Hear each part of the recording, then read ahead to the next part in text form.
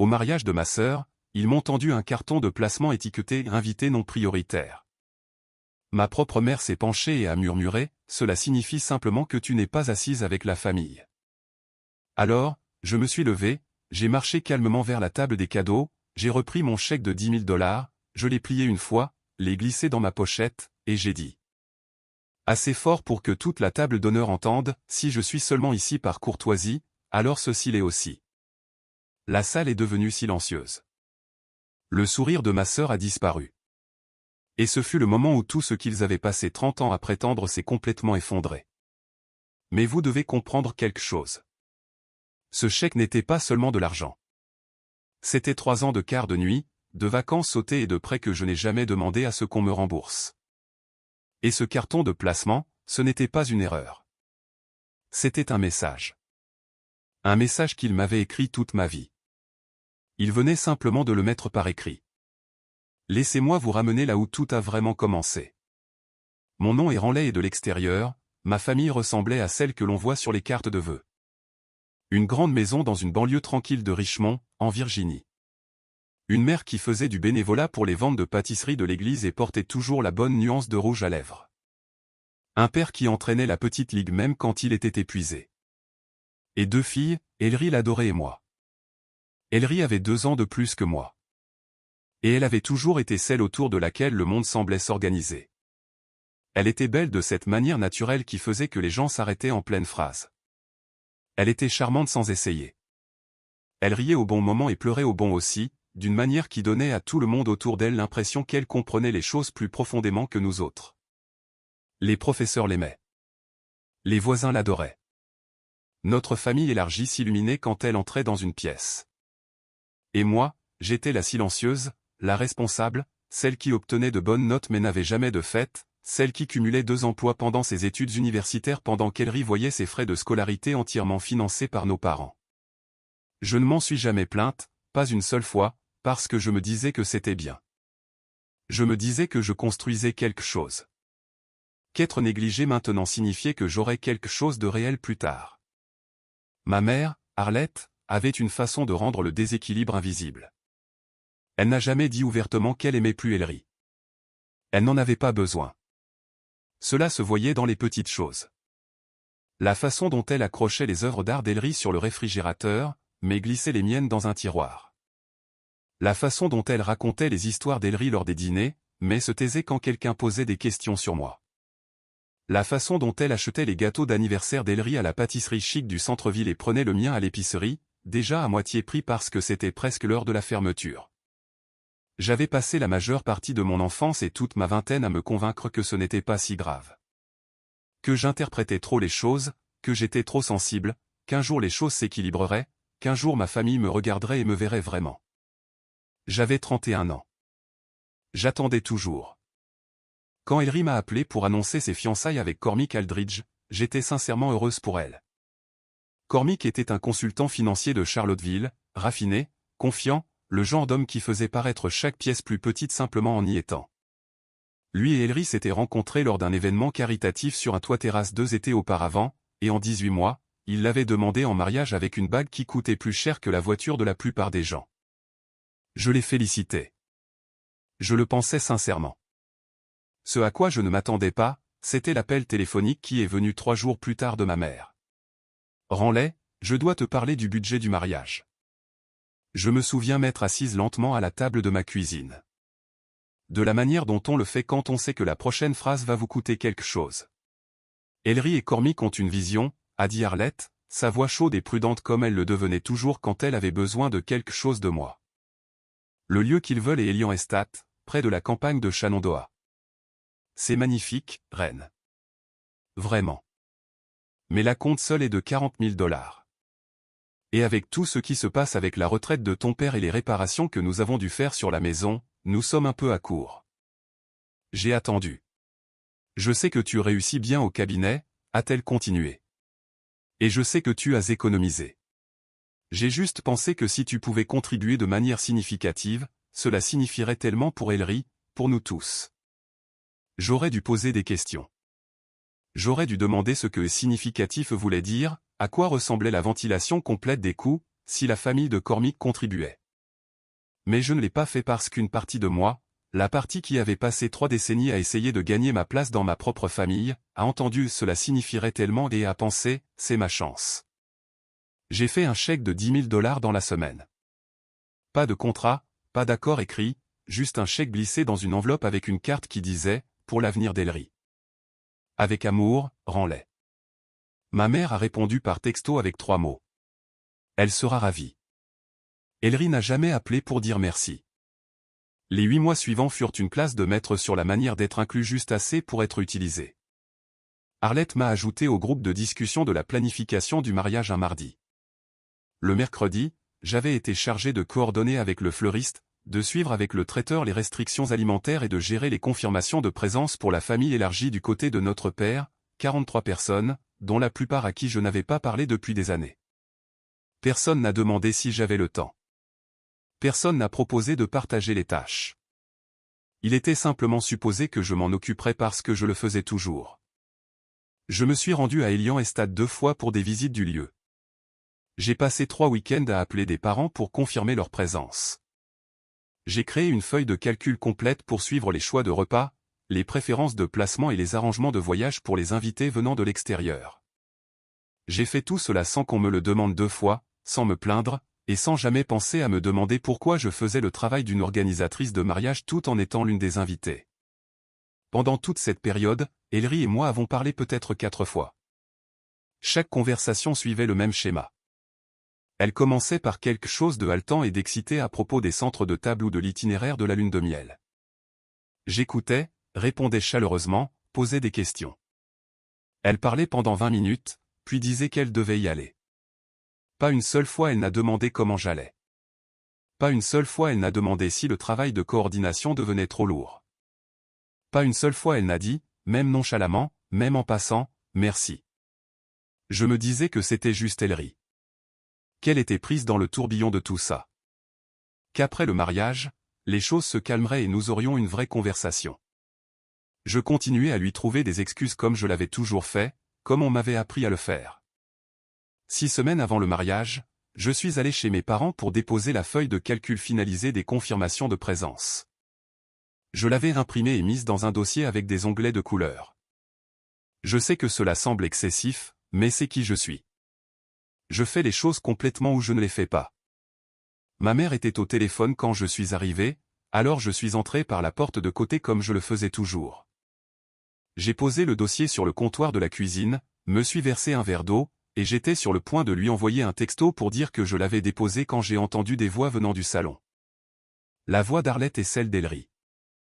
Je n'essayais pas d'écouter aux portes, la maison était silencieuse et les voix portaient ce que j'ai entendu m'a complètement arrêté. Elle est tellement plus facile à gérer quand elle se sent impliquée, disait Ellery. Son ton était léger, presque amusé. Donne-lui une tâche et elle la fait sans rien demander en retour. C'est honnêtement un peu parfait. Ma mère rit doucement. Elle a toujours été comme ça. Juste besoin de se sentir utile. Je sais, mais la mère de Cormick veut s'asseoir à la table avec nous, et honnêtement, il n'y a juste pas de place pour tout le monde. Ranley comprendra. Elle comprend toujours. Je suis resté dans cette cuisine pendant un long moment après que leur voix soit passée à d'autres sujets. Le verre d'eau était toujours dans ma main. Je n'avais pas bu une seule gorgée. Elle est tellement plus facile à gérer. J'ai posé le verre très soigneusement. J'ai pris mes clés.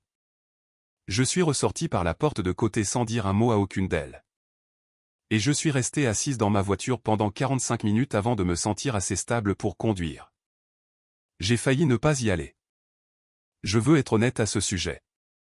Le matin du mariage, j'étais assise au bord de mon lit dans ma robe, une robe midi rose poudrée que j'avais achetée spécifiquement parce qu'Ellery avait envoyé un échantillon de couleurs en disant « quelque chose dans cette famille de couleurs, s'il te plaît ».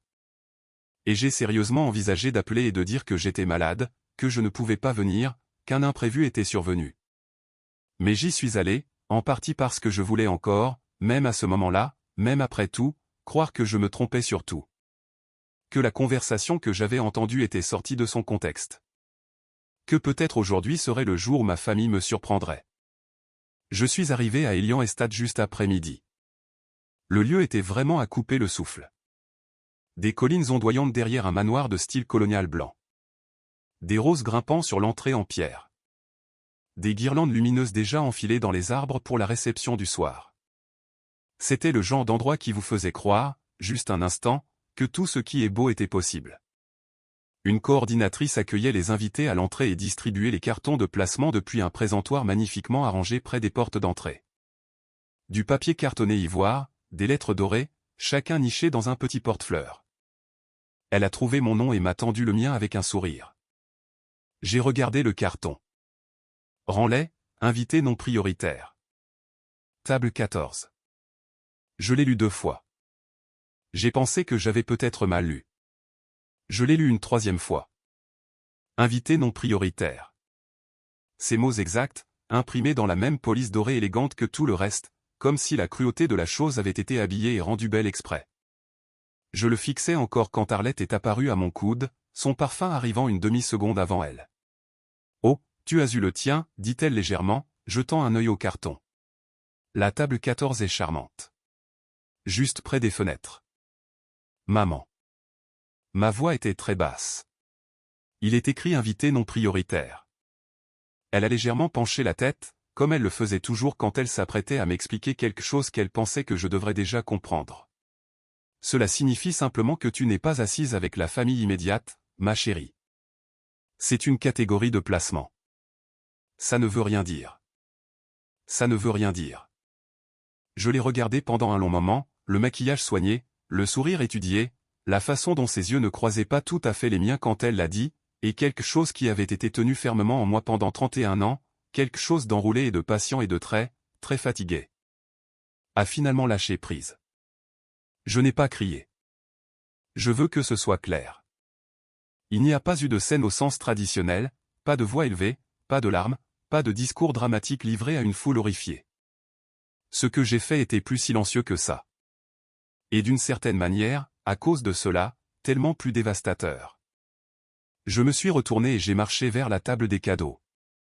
Elle était installée près de l'entrée, drapée de lin blanc, contenant déjà un bel arrangement de boîtes emballées et d'enveloppes. Ma contribution se trouvait dans une enveloppe crème avec les noms d'Ellery et Cormick écrits sur le devant de ma propre main. Je l'ai ramassée. J'ai ouvert ma pochette, j'ai glissé l'enveloppe à l'intérieur et l'ai refermée avec un clic doux. Puis je me suis retourné vers l'entrée où un petit groupe d'invités s'était rassemblé, y compris 2 des tantes de Cormick, un ami de la famille que je reconnaissais d'il y a des années, et une coordinatrice junior qui s'était figée à mi-pas avec un presse-papier à la main. Ma mère se tenait toujours à quelques mètres de là. Son expression avait changé. La chaleur étudiée avait disparu. À sa place se trouvait quelque chose d'incertain, le regard d'une femme qui venait de réaliser pour la première fois que le résultat qu'elle avait toujours tenu pour acquis n'était plus garanti. Ellery était apparue dans le couloir derrière elle. Elle était déjà dans sa robe, ivoire, à épaules dénudées, magnifique, et elle me regardait avec une expression que je n'avais jamais vue sur son visage auparavant. Quelque chose entre la confusion et l'alarme. J'ai parlé clairement, calmement, sans le moindre tremblement dans ma voix. J'ai coordonné vos confirmations de présence. J'ai géré votre fleuriste. Je suis venu ici 2 fois pour des visites auxquelles vous n'avez même pas assisté. Je vous ai donné $10 000 parce que je voulais que vous vous sentiez soutenu. Et aujourd'hui, le jour de votre mariage, vous m'avez donné un carton qui dit que je suis une invitée non prioritaire. J'ai fait une pause. Si je suis seulement ici par courtoisie, alors ceci l'est aussi. J'ai touché ma pochette une fois, juste légèrement, juste assez pour être clair, puis j'ai marché vers la sortie. Derrière moi, j'ai entendu Arlette dire mon nom. Une fois brusquement, puis de nouveau plus doucement avec quelque chose que je n'avais jamais entendu auparavant. Quelque chose qui ressemblait presque à de la panique. J'ai continué à marcher. J'ai conduit jusqu'à la maison avec les fenêtres baissées même s'il faisait froid. J'avais besoin d'air. J'avais besoin de sentir quelque chose qui n'était pas l'intérieur de cette salle. Au moment où je suis arrivé dans mon allée, mon téléphone avait 17 notifications. Des appels manqués d'Arlette, 2 textos d'un cousin à qui je n'avais pas parlé depuis 4 ans qui avait apparemment déjà entendu ce qui s'était passé, un message vocal d'un numéro que je ne reconnaissais pas, qui s'est avéré être la mère de Cormick, de toutes les personnes qui avaient d'une manière ou d'une autre obtenu mon numéro et voulaient discuter de ce qui s'était produit. J'ai posé mon téléphone face contre la table de la cuisine et je me suis fait une tasse de thé. Je me suis assise à ma table, la même table où j'avais écrit ce chèque il y a 8 mois. Et je me suis permis de ressentir tout ce que j'avais retenu toute la journée. Le chagrin, parce que c'est ce que c'était sous tout le reste. Le chagrin pour la sœur que j'avais toujours espéré qu'Ellery pourrait devenir un jour. Pour la mère dont j'avais passé toute ma vie à essayer de mériter l'approbation. Pour la version de cette famille qui existait dans ma tête et apparemment nulle part ailleurs. J'ai pleuré pendant environ 20 minutes puis j'ai arrêté parce que j'avais dit ce que j'avais besoin de dire et fait ce que j'avais besoin de faire et je n'allais pas passer le reste de la nuit à pleurer des gens qui n'avaient jamais pleuré à l'idée de me perdre. Les appels ont continué à arriver au cours des 2 jours suivants. Les messages d'Arlette ont parcouru toutes les étapes d'un schéma très prévisible. D'abord la confusion. Je ne comprends pas ce qui s'est passé, rends-les. Peux-tu m'appeler s'il te plaît? Puis l'irritation. C'était complètement inutile et tu as embarrassé cette famille. Puis quelque chose qui essayait de sonner comme du remords mais qui se rapprochait plus du contrôle des dégâts. Je pense qu'il y a eu un malentendu et j'aimerais en parler. Ellery n'a pas appelé. Pas ce jour-là. Ni le lendemain. Elle a envoyé un texto le 3e jour. Le message faisait 4 phrases et réussissait à inclure les expressions « j'ai été prise au dépourvu », le jour de mon mariage, et je pense que tu me dois des excuses sans jamais reconnaître le carton de placement, les $10 000, ou la conversation que j'avais entendue 6 semaines plus tôt. J'ai lu le texto 2 fois. Puis j'ai posé mon téléphone et je suis allé me promener. Ce à quoi je ne m'attendais pas, ce à quoi aucun d'eux ne s'attendait, c'était l'onde de choc. Il y avait des invités à cette entrée quand je suis sorti. De vraies personnes avec des yeux et des oreilles et leurs propres observations silencieuses sur ma famille accumulée au fil des ans de vacances et de rassemblements. Et ce dont ils avaient été témoins n'était pas une crise de nerfs dramatique. Ce n'était pas une sœur jalouse faisant une scène. C'était une femme magnifiquement habillée, parlant d'une voix mesurée de ce qui lui avait été fait, puis partant avec sa dignité entièrement intacte. Les gens parlent. À la fin du week-end du mariage, j'avais reçu 3 messages privés de membres de la famille élargie. 2 d'entre eux étaient des cousins qui disaient une version de « Je vois ce schéma depuis des années, et je suis content que tu aies enfin dit quelque chose ». L'un était une tante du côté de mon père que j'avais toujours respectée en silence, une femme nommée Georgette, vive et pragmatique, qui m'a envoyé un message qui disait simplement « Tu avais raison ». Et pour ce que ça vaut, tu as toujours été celle qui se présentait vraiment. Puis quelque chose s'est produit que je n'avais vraiment pas anticipé. Une des tantes de Cormick, une femme nommée Philippa, qui se tenait apparemment assez près pour tout entendre, m'a contacté par l'intermédiaire d'un contact mutuel. Elle était gracieuse et mesurée comme le sont les gens qui ont vu assez de la vie pour savoir que le dysfonctionnement familial est rarement unilatéral. Elle m'a dit qu'elle avait passé le week-end à reconstituer tranquillement ce dont elle était témoin, et qu'elle avait des préoccupations importantes concernant ce qu'on avait dit et pas dit à Cormick sur les arrangements financiers menant au mariage. Il s'est avéré que Cormick avait l'impression que mes $10 000 étaient un prêt que sa propre famille avait accordé, canalisé par Arlette. Il en avait une trace dans ses propres documents financiers, étiquetés apparemment comme une contribution familiale du côté Aldridge. On ne lui avait jamais dit que cela venait de moi. On ne lui avait jamais dit que cela existait sous une forme quelconque qui me soit reliée. Je suis resté avec cette information pendant un long moment. J'ai appelé une amie proche nommée Sable, quelqu'un que je connaissais depuis mes études supérieures, quelqu'un qui avait observé la dynamique de ma famille à une distance prudente pendant des années et qui avait depuis longtemps cessé d'essayer de me convaincre que les choses allaient mieux. Qu'elles ne l'étaient. Je lui ai tout raconté. Elle a écouté sans interrompre, ce qui est l'une des choses que j'aime le plus chez elle. Quand j'ai eu fini, elle est restée silencieuse un moment. Puis elle a dit, « Que veux-tu qu'il se passe maintenant ?» C'était la bonne question parce que jusqu'à ce moment-là, j'avais été tellement concentré sur la survie de la situation, sur le simple fait de m'en sortir sans m'effondrer que je ne m'étais pas réellement assise pour décider de ce que je voulais comme résultat. J'y ai réfléchi sérieusement. Je ne voulais pas de vengeance dans un sens dramatique. Je ne voulais pas que le mariage d'Ellery s'effondre. Je ne voulais pas qu'Arlette soit humiliée ou que mon père soit pris au dépourvu. Ces résultats ne me donneraient rien dont j'avais réellement besoin. Ce que je voulais, c'était que la vérité existe quelque part en dehors de ma propre tête. Je voulais que Cormick sache d'où venait réellement cet argent. Je voulais que ma propre contribution financière au mariage de ma sœur soit documentée. Non pas parce que je voulais la récupérer nécessairement, mais parce que je refusais qu'elle soit effacée. Et je voulais que ma famille comprenne clairement et sans ambiguïté que la version de moi sur laquelle ils comptaient, la silencieuse, la gérable, celle qui avait juste besoin de se sentir utile, n'était plus disponible. J'ai rédigé une lettre. Cela m'a pris 4 jours et 6 versions. Je l'ai envoyée directement à Cormick avec une copie à Philippa qui avait offert de s'assurer qu'elle lui parvienne sans être interceptée. La lettre était factuelle, pas émotionnelle. Elle décrivait la chronologie de la contribution, les détails du virement bancaire, la date et le montant. Elle n'accusait personne de rien. Elle énonçait simplement ce qui s'était passé et laissait les faits parler d'eux-mêmes. Je n'ai jamais su exactement quelle conversation a suivi entre Cormick et Ellery. Ce n'était pas à moi de le savoir. Ce que j'ai découvert, par l'intermédiaire de Georgette, c'est qu'il y avait eu une conversation importante, et que certains arrangements des premiers jours de leur mariage étaient réexaminés avec beaucoup plus de minutie qu'Ellery ne l'avait prévu. 3 semaines après le mariage, mon père m'a appelé. Mon père, Bernard, était un homme tranquille qui avait toujours opéré dans l'espace entre les décisions d'Arlette et le reste du monde. Ce n'était pas un mauvais homme. C'était le genre d'homme qui évitait les conflits si longtemps et si complètement que l'évitement était devenu toute sa personnalité. Mais il m'a appelé, ce qui était significatif. Il n'avait jamais initié une conversation difficile de mémoire. Il n'a pas offert d'explication ou d'excuses. Il a dit, je n'étais pas au courant pour le carton de placement avant-après. Je veux que tu le saches. Je lui ai dit que je le croyais. Il a dit, j'aurais dû faire plus attention depuis longtemps. Je lui ai dit que je savais. Nous avons parlé pendant 40 minutes. Ce n'était pas une résolution. Pas vraiment. 40 minutes d'honnêteté tranquille n'annulent pas 31 ans d'invisibilité apprise. Mais c'était quelque chose de réel. Quelque chose qui n'avait pas existé entre nous auparavant. Et j'étais prête à le tenir précieusement et à voir où cela mènerait. Arlette et moi n'avons pas parlé pendant 2 mois.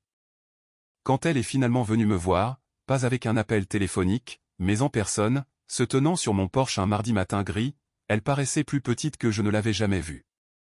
Pas physiquement, autre chose. Comme si l'architecture de sa certitude avait changé. Elle ne s'est pas excusée comme je l'avais imaginé un jour. Il n'y a pas eu de confession en larmes, pas de reconnaissance de chaque chose spécifique qui avait mal tourné au fil des décennies.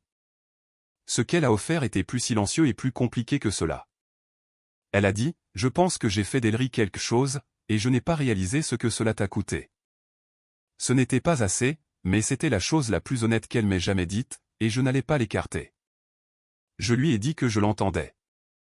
Je lui ai dit que si elle voulait que les choses soient différentes, le travail pour les rendre différentes devrait être continu. Pas une seule conversation sur un Porsche, mais un choix constant et soutenu. Elle a hoché la tête. Elle semblait comprendre, même si elle n'était pas entièrement sûre d'en être capable. Ellery et moi n'avons pas parlé pendant 4 mois. Quand elle a finalement pris contact, ce n'était pas le message que j'attendais. Il n'y avait pas de demande continue d'excuses. Ce qu'elle a envoyé était plus long et plus incertain. Un message qui commençait 3 fois et recommençait visiblement, le genre de choses que vous écrivez et effacez et réécrivez jusqu'à ce que quelque chose de vrai parvienne à passer. Elle a dit qu'elle avait beaucoup réfléchi. Elle a dit qu'elle n'avait jamais considéré ce que cela aurait pu faire d'être moi en grandissant. Elle a dit qu'elle n'était pas sûre de le comprendre pleinement même maintenant, mais qu'elle commençait à le faire. Ce n'était pas une transformation. Je veux être clair à ce sujet. Ellery n'est pas devenue une personne différente dans les mois qui ont suivi son mariage. Mais quelque chose s'était fissuré, une conscience qui n'était pas là avant, et je n'étais pas prête à fermer complètement la porte à cela. J'ai répondu. Je suis resté honnête et brève. Je lui ai dit que je n'avais pas besoin qu'elle soit parfaite. J'avais besoin qu'elle soit réelle. Que pendant la majeure partie de ma vie, je m'étais senti comme un personnage secondaire dans une histoire qui était censée être sur notre famille et que j'en avais fini d'accepter ce rôle. Elle a répondu, je t'entends. J'essaie. Peut-être qu'elle le pensait. Peut-être que ça durerait. Peut-être que toute l'architecture de notre relation changerait lentement. De la façon dont les choses changent quand les gens décident enfin d'être honnêtes les uns avec les autres au lieu d'être à l'aise. Je ne savais pas. Je ne sais toujours pas. Ce que je sais, c'est ceci. Je suis sorti de ce lieu avec mes 10 000 $, ma dignité, et le sens de moi-même le plus clair que j'ai jamais eu. J'ai cessé de feindre la gratitude d'être incluse. J'ai cessé de me faire petite pour que les choix des autres soient moins inconfortables. J'ai cessé d'attendre que ma famille me voie et j'ai décidé enfin d'être vu selon mes propres termes. Le carton de placement disait invité non prioritaire. Et au moment où j'ai franchi cette porte, j'ai compris complètement et sans plus aucun chagrin que je n'avais jamais été une invitée dans ma propre histoire. J'étais le personnage principal. Je n'avais simplement pas agi comme tel. Il y a une version de cette histoire où je suis retourné, où je me suis assise à la table 14 près des fenêtres, silencieuse et reconnaissante d'être incluse du tout, où j'ai souri sur les photos et applaudi pendant la première danse et suis rentré seul en voiture après. Ravalant tout ce que je ressentais comme je l'avais toujours fait. Je pensais que cette version faisait de moi la personne la plus grande. Maintenant, je sais qu'elle me rendait simplement plus petite. Vous apprenez aux gens comment vous traiter non pas avec des discours ou des ultimatums, mais avec ce que vous êtes prêt à accepter année après année sans dire un mot. J'avais enseigné à ma famille pendant 31 ans. Et la leçon que je leur avais donnée était que Ranley irait bien. Ranley s'adapte toujours. Ranley n'a pas besoin de grand-chose. Le jour où j'ai repris ce chèque a été le jour où j'ai finalement changé la leçon, et je ne l'ai pas regretté une seule fois. Alors, laissez-moi vous poser cette question. Avez-vous déjà fait quelque chose pour quelqu'un qui vous a fait sentir que ce n'était pas assez, peu importe ce que vous donniez? Dites-le moi dans les commentaires ci-dessous.